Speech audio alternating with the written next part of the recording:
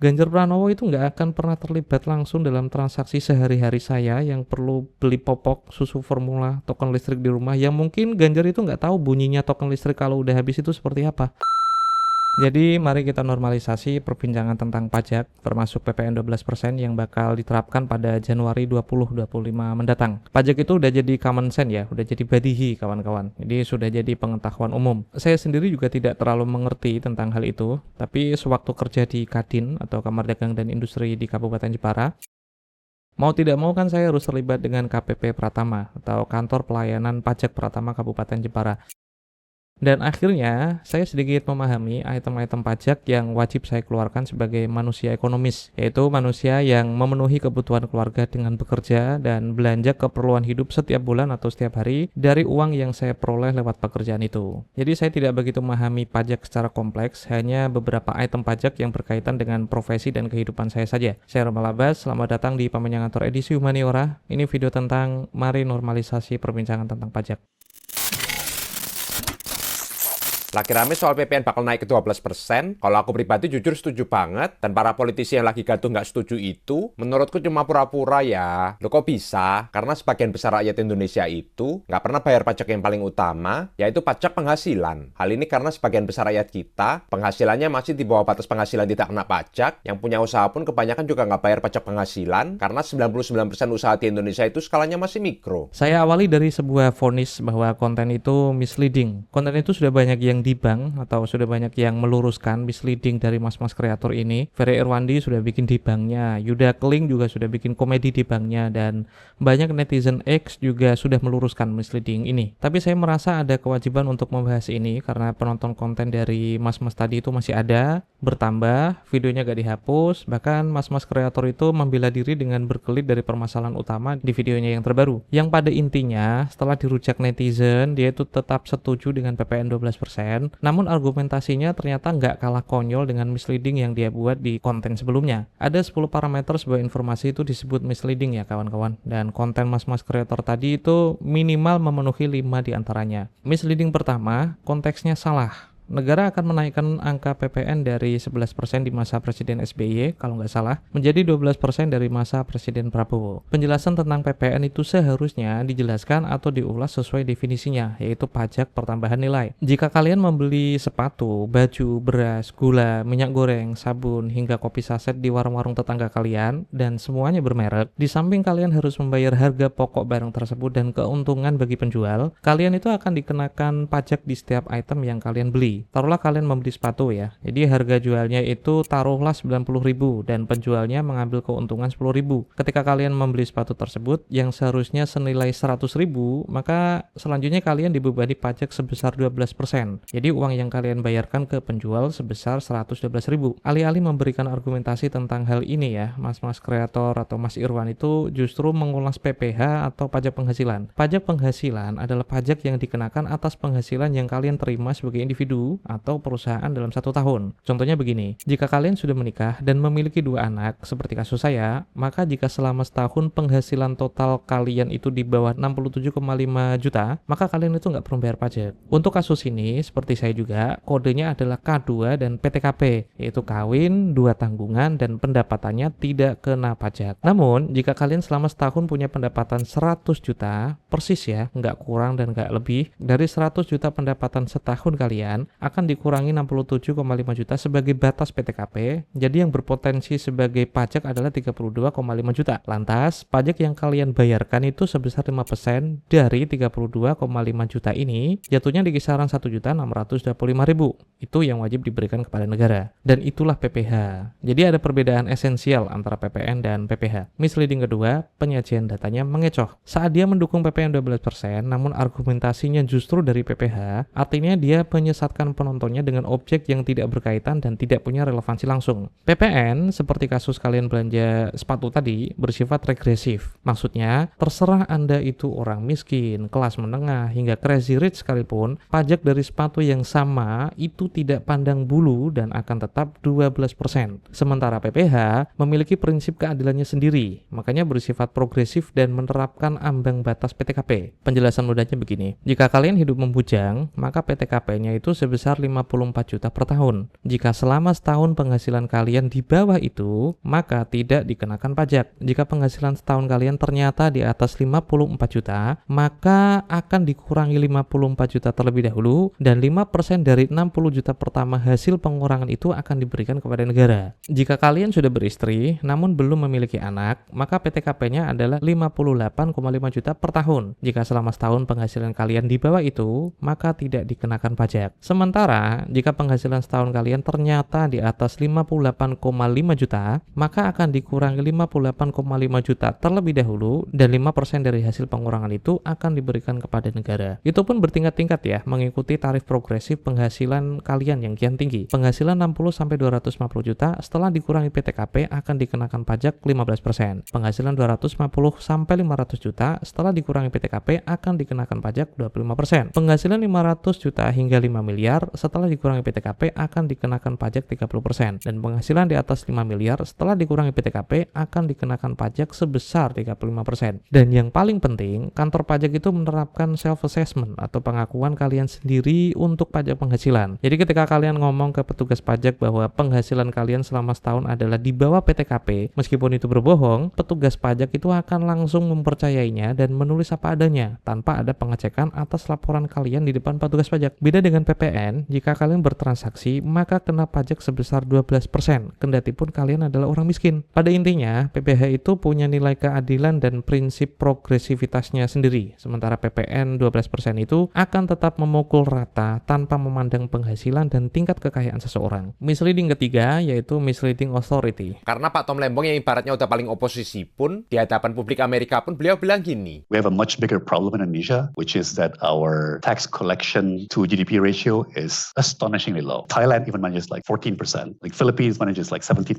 Many European countries collect 35% of GDP, and we only collect like 9%, right? So that doesn't exactly give us enough funding to help the poor. Tom Lembong bicara tentang keseluruhan sistem pajak dan kaitannya dengan GDP atau produk domestik bruto. Tax ratio itu, silakan googling untuk mengetahui rumusnya jika saya keliru ya, adalah menghitung total penerimaan pajak dibagi GDP dan dikalikan 100%. Tax ratio itu dipakai para ekonom untuk mengukur tingkat kesehatan ekonomi di sebuah negara. Saya kurang bisa menjelaskan tax ratio secara kompleks di video ini, tapi pada singkatnya, Tom Lembong hanya bilang tax ratio Indonesia hanya 9% dari GDP, sedangkan Thailand, Filipina, dan beberapa negara Eropa itu sangat tinggi. Tapi Tom Lembong kan bicara tentang tax ratio secara umum, yaitu rasio penerimaan pajak keseluruhan di Indonesia adalah yang paling rendah dibandingkan 4 negara yang dia sebutkan di dalam video. Tax ratio itu lagi-lagi tidak hanya dihitung dari PPN semata, tapi mencakup semua pajak, ada PPh, ada PBB, ada bea cukai, dan pajak-pajak lainnya yang belum tentu masyarakat miskin itu tahu tentang hal itu, tapi harus membayar juga. Tom Lembong sedang bicara tentang keseimbangan penerimaan dari seluruh pajak di Indonesia. Jadi tidak semata-mata tentang PPN semata. Memakai Tom Lembong untuk mempertebal argumentasi mas-mas kreator tadi adalah misleading authority atau misleading otoritas, bahwa jika ada orang besar seperti Tom Lembong berbicara, maka seolah-olah argumentasi mas-mas kreator tadi itu juga bisa dibenarkan. Misleading yang keempat namanya strawman fallacy. Semua politisi pun benernya tahu persis soal ini ya. Termasuk juga para politisi PDIP yang ketika mereka dulu masih berkuasa, memotori pembuatan undang-undang yang mengatur soal kenaikan PPN ini, yang sekarang mau nggak mau harus dijalankan oleh pemerintahan Pak Prabowo. Tapi yang bikin aku hilang respect, ketika mereka dan mantan capresnya, sekarang justru membuat kegaduhan soal ini ya. Pilpres dan pilkada udah selesai, Pak. Strawman fallacy itu biasanya dipakai buzzer untuk mengalihkan pembicaraan dari substansinya. Fokusnya kan tentang kenaikan PPN 12%. Tapi kenapa Ganjar Pranowo dan PDIP itu disertakan dalam argumen? Dengan menyertakan Ganjar Pranowo dan PDIP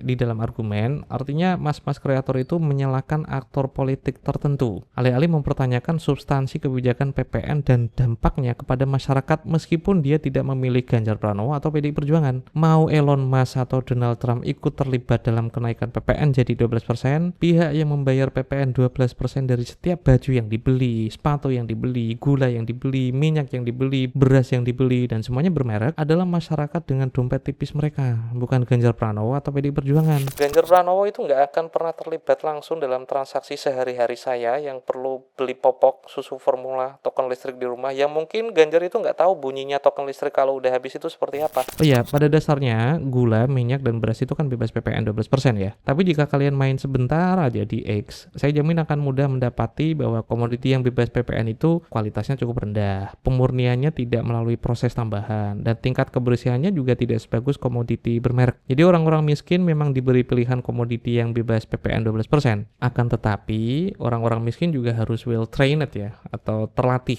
supaya bisa membedakan, oh ini komoditi yang bebas PPN. Tapi aku harus mengevaluasi setiap hal biar mendapatkan yang bersih, berkualitas, dan sehat bagi keluarga. Jadi belinya itu harus di tempat yang dia percayai jujur dan produknya berkualitas. Orang miskin juga harus memeriksa fisik komoditi bebas PPN ini, dari aromanya, warnanya, bentuknya. Dan orang miskin juga harus berani menanyakan dari mana supplier ini mendapatkan komoditinya, supaya orang miskin ini bisa memastikan kebersihan dan kualitasnya. Misleading kelima, logical fallacy. Pada video yang terakhir ya, mas-mas kreator itu sempat ngomong begini, pajak itu berguna bagi bangsa dan negara, karena pajak adalah sumber terbesar bagi negara untuk membangun dan menyejahterakan rakyatnya. Anda betul, tapi kenapa harus memakai logika lumbung dan tikus? Dan aku paham betapa frustasinya kalian sama masifnya korupsi di negeri ini. Aku pun juga mendorong segera disahkannya undang-undang perampasan aset. Tapi kalau ada tikus di lumbung, bukan berarti lumbungnya yang dibakar kan? Orang yang demonstrasi di jalan, Rieke Diah Pitaloka yang dipanggil MKD karena ikut mengompori penolakan PPN 12%, dan saya sendiri itu nggak pernah menolak adanya PPN. Mereka semua, termasuk saya, hanya menolak kenaikannya menjadi 12%. Menolak kenaikan 12% itu tidak sama dengan menolak PPN. Hampir semua orang yang menolak kenaikan PPN 12% itu merasa lumbungnya banyak yang lowong. Jadi yang diharapkan mereka itu tikus-tikus yang rakus itu lekas diberangus dan lubang-lubang yang mereka masuki itu lekas ditutup. Ada publikasi yang menarik ya, ini kemarin saya baca cukup tercengang. Judulnya Pesawat Jet untuk si Kaya, Sepeda untuk si Miskin. Saya akan menjelaskan summary dari publikasi ini dalam bentuk cerita seperti ini. Jadi di suatu kampung itu ada seorang ibu namanya Ani yang memenuhi belanja popok, listrik, air, beras, gula, minyak, dan semuanya bermerek, serta kebutuhan bulanan yang lain. Bu Ani penuhi secara jempalikan karena tidak begitu sejahtera. Di sisi lain ada Pak Joko, dia itu pengusaha besar dan kebetulan mau memesan jet pribadi untuk rapat bisnis di Singapura. Dunia Bu Ani dan Pak Joko ini kan berbeda banget tuh. Namun keduanya itu sama-sama hidup dan tinggal di negara berkembang yang mau menaikkan PPN sebesar 12%. Pemerintah berkata, PPN 12% itu solusi pembangunan, tapi ada statistik yang mengguncang. 3 orang super kaya di negeri Pak Joko dan Bu Ani, ternyata kekayaannya itu naik 174% sejak pandemi. Menteri-menteri di kabinet terkait tambang di negeri ini juga naik 50% kekayaannya. Jika seluruh harta 5 orang terkaya di negeri ini itu dikumpulkan, maka butuh 630 tahun supaya harta mereka ini habis bis. Itu pun per hari harus dikuras 2 miliar. Bu Ani itu butuh 100 tahun bekerja keras supaya bisa menyamai kekayaan sehari itu saja. Nah, Pak Joko, karena orang kaya ya, ternyata mampu memanipulasi pajaknya lewat celah-celah hukum dan konsultan internasional. Jadi, supaya seluruh kekayaan Pak Joko ini tidak dipotong pajak sesuai aturan, dia memiliki banyak sumber daya untuk merancang laporan keuangan yang rumit dan curang. Keuntungan yang besar dibuat seolah-olah kecil, kerugian yang kecil dibuat seolah-olah besar, sehingga pajak yang wajib ia setorkan ternyata bisa berkurang drastis. Tentu saja Pak Joko punya objek pajak yang berbeda dengan Bu Ani. Bu Ani nggak punya perusahaan, tidak punya tabungan bernilai besar yang disimpan di luar negeri, dan tidak mampu menyembunyikan harta dan pendapatannya yang sedikit itu. Tapi Bu Ani adalah wajah dari masyarakat kecil di negaranya yang dipaksa membayar PPN 12% secara langsung setiap kali belanja popok anaknya yang masih kecil. Makanya Bu Ani itu setiap mau belanja komoditi yang bebas PPN itu harus teliti banget tuh supaya mendapatkan yang bersih, berkualitas, dan sehat untuk keluarganya. Bu Ani akhirnya ikut demonstrasi dan menolak kenaikan PPN menjadi 12%. Bu Ani sama sekali tidak melihat PPN 12% itu sebagai musuh sebenarnya. Sama sekali enggak. Bu Ani menyampaikan aspirasinya lewat megafon, menaikkan PPN tanpa memastikan distribusi yang adil adalah ketidakadilan yang dilegalkan. Karena jika kekayaan Pak Joko dikenai pajak kekayaan 2% saja, maka dari 2% itu negara ternyata mampu memberikan makan siang gratis kepada 15 juta anak sekolah, membangun 339.000 rumah untuk masyarakat berpenghasilan rendah seperti Bu Ani Ani yang masih ngontrak sampai sekarang dan mampu menyediakan 3,8 juta ekor sapi premium untuk ketahanan pangan nasional. PPN 12% yang dikenakan kepada Bu Ani itu mungkin saja wajar ya, karena Pak Joko juga terbebani PPN yang sama setiap kali belanja di Alfamart atau Indomaret. Tapi yang tidak wajar di mata Bu Ani adalah kenapa mereka yang lebih mampu bisa leluasa menghindar dari berbagai macam kewajiban pajak, sementara mereka yang lemah seperti Bu Ani itu dipaksa membayar. Di kepala Bu Ani, tax ratio itu tidak harus dinaikkan hanya dengan PPN semata.